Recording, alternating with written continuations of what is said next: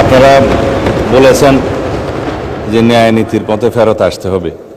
ওই ন্যায় নীতির পথে ফেরত আসার জন্যই বাংলাদেশ ব্যাংক ব্যবস্থা গ্রহণ করবে। মানুষ বলছে ইসলামের উপর হাত দিবেন না। কদিন আগে জামাত ইসলামের এক বন্ধু, আমি নাম নিলে আবার এখানে 74-এ দাঁড়াতে পারেন, সেই জন্য 2 জন এমপি ছিলেন, আরেকজন পরাজিত এমপি ছিলেন, আরেকজন নেতা ছিলেন, বক্তৃতা দিচ্ছে ইসলামের উপর হাত দিবেন না।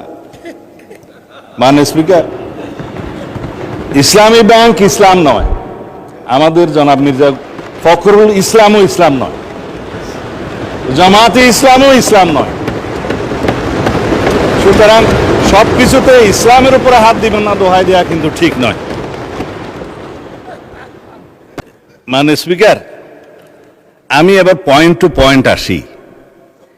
এখন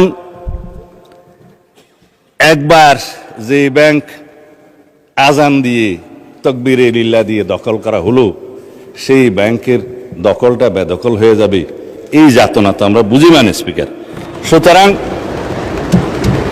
যারা পর্দার আড়ালে থেকে গ্রাহক বলে রাস্তায় আন্দোলন করছে, ভিডিওটা দেখেন, তাদের রাজনৈতিক পরিচয়। আমাদের মধ্যে অনেকে তো গ্রাহক আছে, গ্রাহককে বলে দেওয়া হচ্ছে বলেন বলেন আপনার অ্যাকাউন্ট আছে, বলে যে আচ্ছা ঠিক আছে, কত, কয় 2-3 লাখ টাকা আছে, পিছন থেকে খোঁচা দিয়ে বলছে বলেন 7-8 লাখ টাকা আছে, বলেছে। এটা রেকর্ড ভিডিও। তারা গ্রাহক হচ্ছে সেই রকম গ্রাহক। তা এখন পর্দার আড়াল থেকে নেমে পড়েছেন, এটা ভালো। বেপর্দা হওয়া, বেনাকাব হওয়া কোনো কোনো ক্ষেত্রে খারাপ, তবে এই ক্ষেত্রে ভালো হয়েছে যে মানুষ জানতে পেরেছে।